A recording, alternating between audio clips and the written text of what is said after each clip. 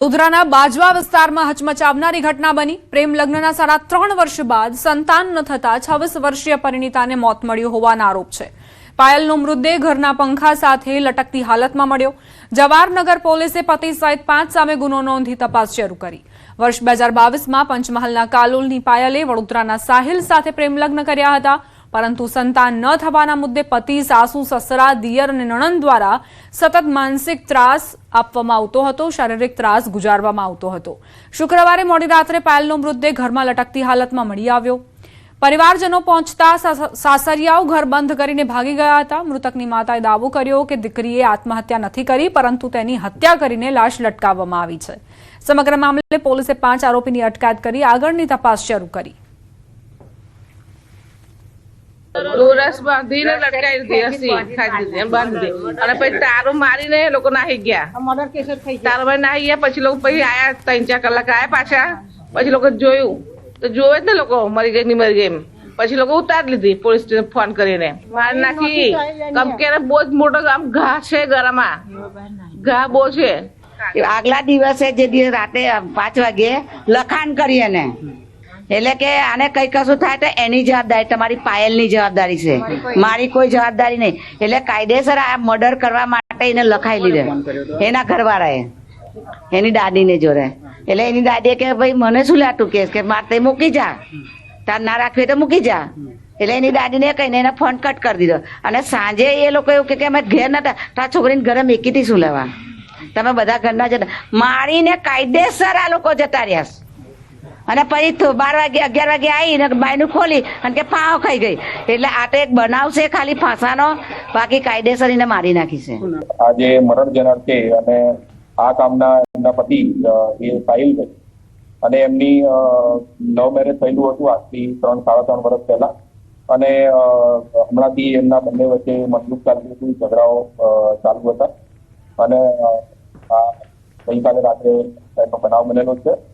અને એ બાબતે જે મરણ જનાર છે પાયલબેન પટેલ, એમના જે મધર છે એમની તરફથી ફરિયાદ દાખલ કરીને અને અબેટમેન્ટની એફઆઈઆર દાખલ કરી છે।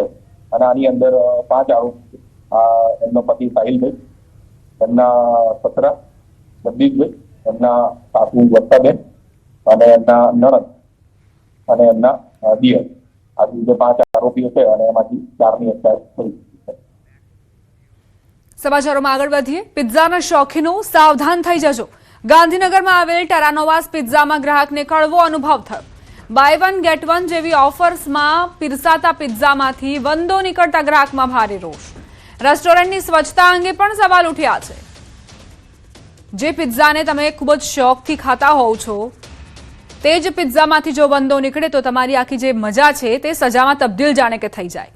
ટેરાનોવાસ પિઝામાં ગ્રાહકને આવો જ એક કડવો અનુભવ થયો કે જ્યાં પિઝામાં કઈ રીતે વંદો પણ તેમને પીરસવામાં આવ્યો તેના દ્રશ્યો આપ જુઓ। ગ્રાહકમાં રોષ વ્યાપ્યો, આઉટલેટ પર જ હોબાળો મચી ગયો। અને હવે આ ટેરાનોવાસ પિઝા આઉટલેટ પર કેવા પ્રકારની કડક કાર્યવાહી થાય છે તે પણ સવાલ છે। વડોદરાના ડભોઈ એસઓયુ રોડ પર એસટી ડ્રાઈવર ફોન પર વાત કરવામાં મશગુલ જોવા મળ્યો। ચાલુ બસે સતત 20 મિનિટ સુધી ફોન પર વાત કરી ડ્રાઈવરે। પ્રવાસીઓનો આરોપ છે પેસેન્જરોએ એસટી ડેપોમાં સવાલ પૂછતા હોબાળો થયો। એસટીના કર્મચારીએ પેસેન્જર સાથે ખરાબ વર્તન કર્યું અને સાથે એવું પણ કહેતા નજરે પડ્યો કે તારાથી જે થાય એ કરી લેજે। આવા અપશબ્દોનો ઉપયોગ પણ કરવામાં આવ્યો। એસટીના કર્મચારીની દાદાગીરીને જોઈને પેસેન્જર્સમાં રોષ વ્યાપ્યો। ચાલુ ફોને એસટી હંકારતા ડ્રાઈવર પર ક્યારે પગલાં લેવાશે તે એક મોટો સવાલ છે।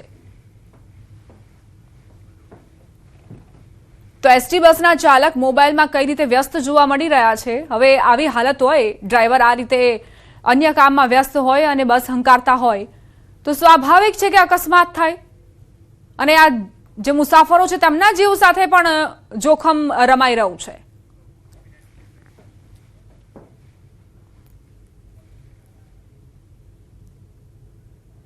હા બોલો, શું કહો છો? ફોન પર વાત થાય છે? હા બરાબર, મને ફોન પર વાત કરતા તમે એક્સેપ્ટ કરો છો? હા 56 જણ બેઠા છે બસમાં। ફોન પર વાત કરતા, વિડીયો છે અમારી પાસે, વિડીયો છે, વાયરલ કરી દેજો। હા બોલો, શું કહો છો? ફોન પર વાત થાય છે? ઉભા રહો. હા બરાબર, મને ફોન પર વાત કરતા હતા તમે એક્સેપ્ટ કરો છો? હા 56 જણ બેઠા છે બસમાં. ફોન પર વાત કરતા વિડીયો છે અમારી પાસે, વિડીયો છે. વાયરલ કરી દેજો. વાવ થરાદમાં ભારતમાલા એક્સપ્રેસ વે પર બાઇકર્સ દ્વારા રીલ્સ બનાવવાનો વિડીયો સામે આવ્યો. જામનગરથી અમૃતસર સુધીના ભારતમાલા રોડ પર બાઇક માટે પ્રતિબંધ હોવા છતાં યુવાનો બિંદાસ્ત રીતે બાઇક લઈને રોડ પર સ્ટન્ટ કરતા અને રીલ બનાવતા નજરે પડ્યા. પ્રશ્ન એ ઉભો થયો છે કે ટોલ ટેક્સ પર બેસતા કર્મચારીઓની બેદરકારીના કારણે આ બાઇક ભારતમાલા રોડ સુધી કેવી રીતે પહોંચી ગઈ? રોડ પર એન્ટ્રી અને એક્ઝિટ સહિત દર 1 કિલોમીટરે સીસીટીવી લગાવવામાં આવ્યા છે, છતાં પણ આ બાઇક ચાલકો કેવી રીતે અહીં પહોંચ્યા અને અત્યાર સુધી કેમ તેમની સામે કોઈ કાર્યવાહી નથી થઈ? હવે જોવાનું એ રહ્યું કે થરાદ પોલીસ આ બાઇકર્સ સામે ગુનો નોંધીને કડક કાર્યવાહી કરી દાખલો બેસાડશે કે કેમ? કચ્છના રાપર શહેરમાં છેલ્લા 1 મહિનાથી કચ્છ નર્મદા કેનાલનું રિપેરિંગ કામ બંધ રહેતા પીવાના પાણીની ગંભીર સમસ્યા સર્જાઈ છે. શહેરની અંદાજિત 50,000ની વસ્તી અને પશુધનને પાણીનો આધાર નર્મદા કેનાલ હોવાથી ધારાસભ્ય વિરેન્દ્રસિંહ જાડેજાએ ચીફ ઓફિસર તનુદાન ગઢવી અને નગરપાલિકા પ્રમુખ ચાંદ ભિંડેએ જિલ્લા કલેક્ટરને રજૂઆત કરી હતી. ત્યારબાદ રાજ્ય સરકારના સંકલનથી રાધનપુર કેનાલના રિઝર્વ જથ્થામાંથી પાણી છોડવામાં આવ્યું અને કેનાલ ભરવાની કામગીરી શરૂ કરાઈ. નગરપાલિકાના અધિકારીઓએ કેનાલમાં ભરાયેલા પાણીનો ઉપયોગ માત્ર પીવા માટે જ કરવાની અપીલ કરી. તેમજ પાણી ચોરી સામે કડક કાર્યવાહી અને પોલીસ અધિકારીઓ દ્વારા રાત દિવસ પેટ્રોલિંગની જાહેરાત કરી. આપણે જોઈ શકીએ છીએ કે પાણી જે રાધનપુરથી રાપર શહેર માટે છોડવામાં આવ્યું છે તે બદલ આપણા લોકપ્રિય ધારાસભ્ય શ્રી વિરેન્દ્રસિંહ જાડેજાનો ખૂબ ખૂબ આભાર માનીએ. માધ્યમથી દરેક ખેડૂતોને વિનંતી કરવા માંગુ છું કે આ પાણી રાપર શહેરની ભૂમિ માટે છે. કોઈ પણ ખેડૂત ભાઈઓ આમાંથી કોઈ પણ રીતે પાણી ચોરીનો પ્રયાસ ન કરે. કોઈ ખેડૂતો દ્વારા પાણી ચોરી કરવામાં આવશે તો નગરપાલિકા દ્વારા અને વહીવટીતંત્ર દ્વારા રાઉન્ડ ધી ક્લોક અહીંયા કને સર્વે કરવામાં આવી રહ્યો છે અને જે ઉપર પકડાશે તો તેના પગલાં દૂર કરી તેના માટે પાણી ચોરીની ફરિયાદ દાખલ કરવામાં આવશે. અને આપણે કેનાલ સુધી પાણી અત્યારે લાવ્યા છીએ. આ પાણીનો જથ્થો આપણી પાસે રિઝર્વ રહેવાથી વરસાદની સિઝન સુધી હવે પાણીની કોઈ પણ સમસ્યા રાપર શહેરને રહેશે નહીં અને રાપરના નાગરિકોએ પાણી માટે કોઈ પણ પરેશાની લેવાની જરૂરિયાત નહીં ઉપસ્થિત થાય એવા પ્રયત્નો નગરપાલિકા અને પ્રશાસન અને માનનીય ધારાસભ્ય શ્રીની સતત સૂચનાથી આ કાર્યરત થઈ રહ્યું છે. સુરેન્દ્રનગર જિલ્લામાં નર્મદા કેનાલથી સૌથી વધુ લાભ મળતા છતાં વારંવાર ગાબડા અને લીકેજની સમસ્યાથી ખેડૂતોને ભારે નુકસાન વેઠવું પડતું હતું. ખેડૂતોની રજૂઆત બાદ હવે લીંબડી વલ્લભીપુર બ્રાન્ચ કેનાલનું સમારકામ યુદ્ધના ધોરણે શરૂ કરવામાં આવ્યું છે. કોઠારિયા ગામ નજીક કેનાલના તળિયા અને બંને બાજુ મજબૂત પ્લાસ્ટિક તથા ગેલ્વેનાઇઝ જાળી સાથે સિમેન્ટ કોન્ક્રીટનું પ્લાસ્ટર કરવામાં આવી રહ્યું છે, જેથી લીકેજ અને ગાબડાની સમસ્યા દૂર થાય. ખેડૂતો સમગ્ર કેનાલમાં સમાન ગુણવત્તાથી કામ પૂર્ણ કરવાની માંગ કરી રહ્યા છે.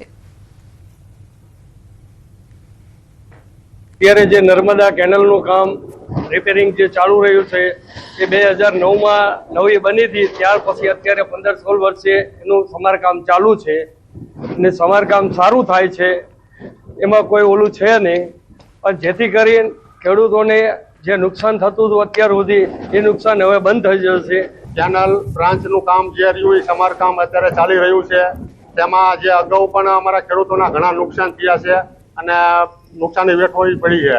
અને અત્યારે જે 3 કિલોમીટરનું કામ મંજૂરી થઈ ગયું હોય ને જે બની રહ્યું છે એમાં સારું કામ કરે એવી અમારી ખેડૂતોની માંગ છે કે જેથી કરીને ખેડૂતોનો ખેતરમાં વારંવાર પાણી ન જાય અને નુકસાનીથી બચવી. સુરેન્દ્રનગર જિલ્લામાં વર્ષ 2009ની સાલમાં બનાવવામાં આવેલી નર્મદા કેનાલનું આજે 15 વર્ષ બાદ તંત્ર દ્વારા સમારકામની કામગીરી હાથ ધરવામાં આવી છે. અગાઉના સમયમાં જ્યારે અવારનવાર કેનાલોમાં ગાબડા પડવા તેમજ ભેજ આવવાના કારણે ખેડૂતોને પારાવાર નુકસાન સહન કરવાનો વારો આવતો હતો. ત્યારે ખેડૂતોની અનેક રજૂઆત બાદ હાલ તંત્ર દ્વારા જે છે એ કેનાલોના સમારકામની કામગીરી હાથ ધરવામાં આવી છે.